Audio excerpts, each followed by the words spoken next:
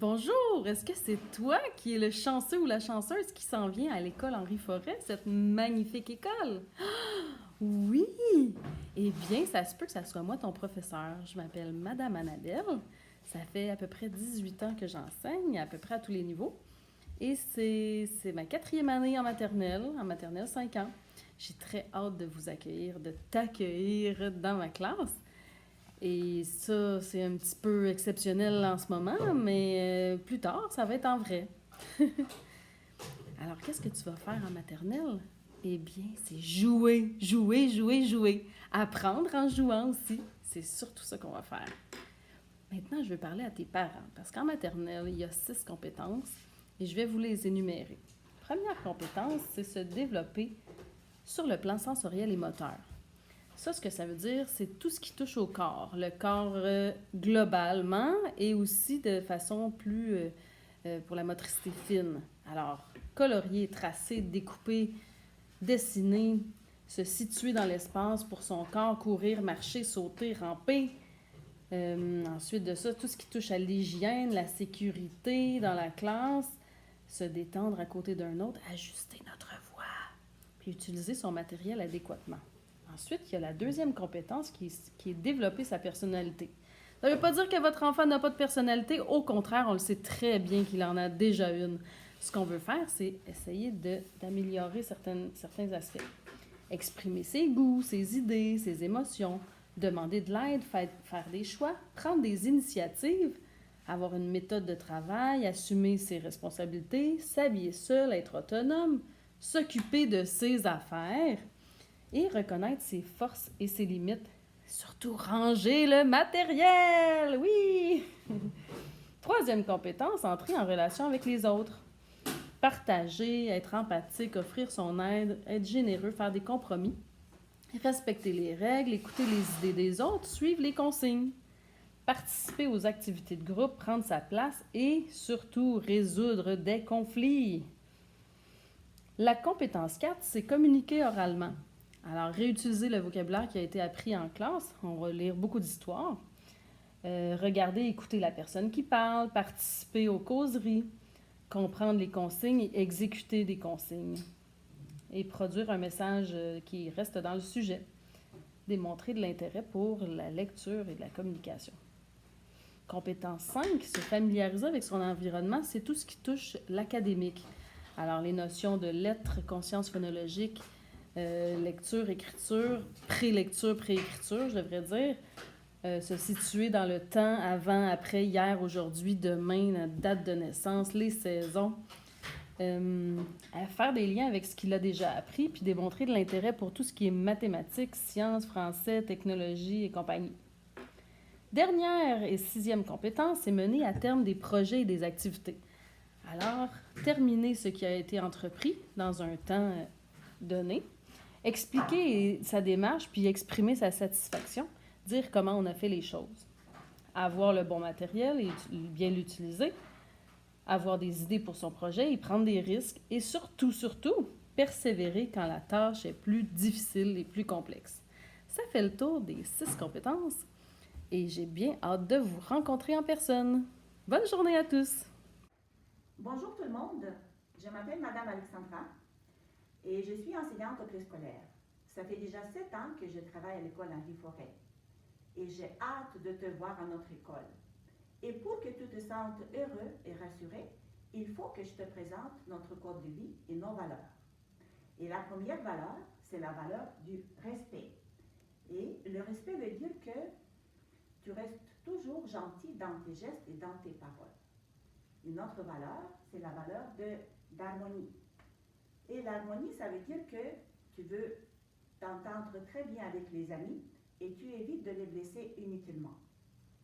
Et même s'il y a un conflit, alors on se calme, on se parle, on cherche des solutions et on les applique. Et la troisième valeur, c'est la persévérance. Et la persévérance veut dire que tu t'engages dans ton travail et tu y donnes ton 100%. Et la dernière valeur, c'est la sécurité. C'est très important de se sentir tranquille, rassuré, en confiance et à l'abri du danger. Et voilà, ça fait un tour. Et n'oublie pas que chaque mois, On remet de brevets pour le bon comportement à tous les élèves de l'école. À la prochaine! À notre école, les enfants du préscolaire aussi peuvent toucher à l'informatique de toutes sortes de façons. Le but, c'est d'introduire, bien sûr, toutes les compétences du 21e siècle, comme c'est prévu dans le plan d'engagement vers la réussite de la commission scolaire.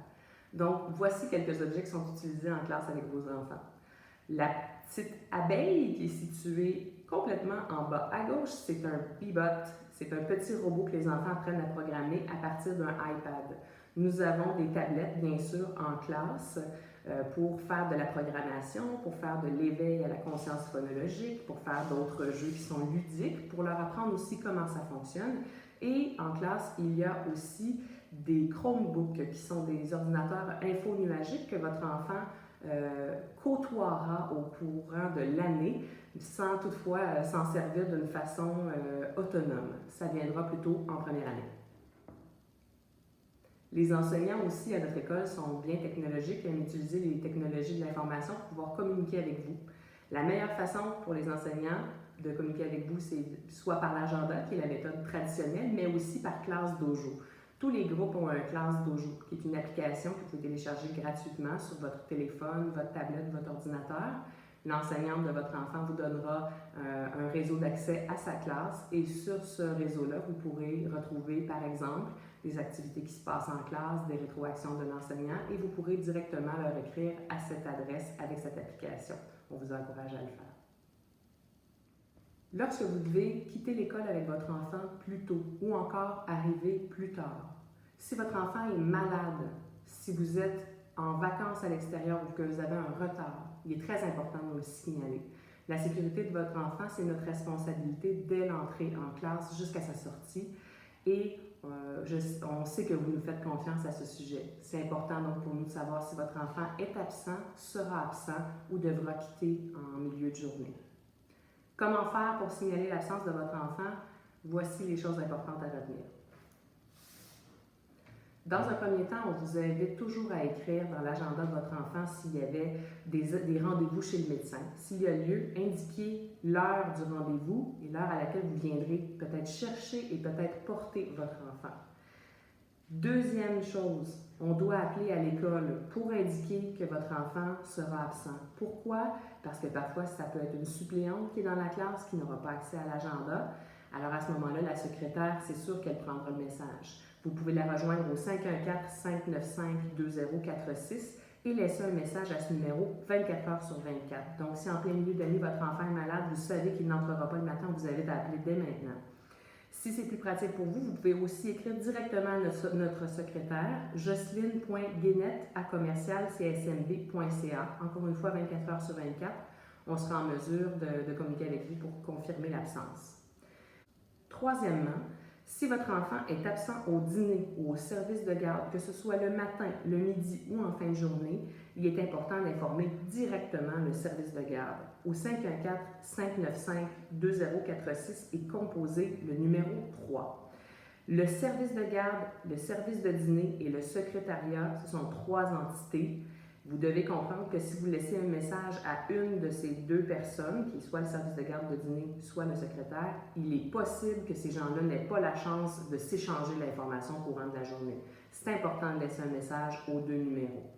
Finalement, lorsque vous viendrez chercher votre enfant pour un rendez-vous ou lorsque vous viendrez le porter après un rendez-vous, c'est important d'entrer avec lui dans l'école, de venir se présenter au secrétariat. Le secrétaire va lui remettre un billet de retard ou encore va prendre connaissance de son départ. Alors ainsi, on va être en mesure d'assurer la sécurité de votre enfant, mais aussi celui de tous les autres au courant de la journée.